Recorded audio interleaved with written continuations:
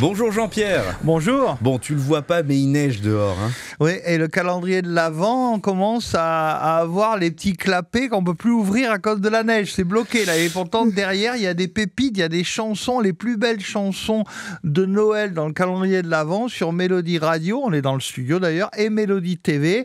Une première aventure commune entre ces deux médias qui sont chers à vos cœurs. C'est ça. Et aujourd'hui, on va parler de Let It Snow, Let It Snow, Let It Snow.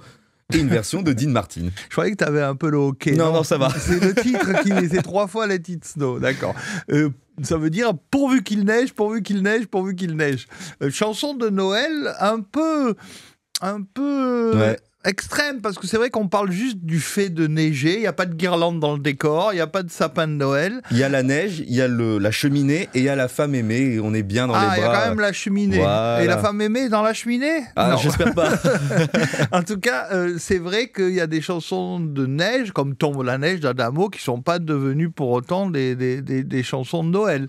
Ou alors Il a neigé sur Yesterday, qui n'est pas non plus devenue une chanson de Noël. Alors qu'aux USA, ce Let It Snow, tu as vu une explication d'ailleurs pourquoi, et je trouvais que c'était pas mal intéressant, sur les crooners qu'il avait mis dans des disques un peu spéciaux. Oui, je pense que c'est dans les compilations de Noël de Dean Martin, Frank Sinatra, Bing Crosby. Et il a dû apparaître cette chanson et elle est restée, il me semble, comme l'un des grands classiques de Noël. Oui, Harry Connick l'a chanté aussi, fait partie des jeunes crooners. Et tous les gens que tu as cités, Bing Crosby, Sinatra, ont aussi enregistré Let It Snow, Let It Snow, Let It Snow. Avec une première version de Von Monroe en 45. C'est ça, juste après la guerre. Pendant la guerre, il y avait eu le fameux White Christmas qui avait été enregistré, le Noël blanc, pendant le conflit mondial. En 42, je pense.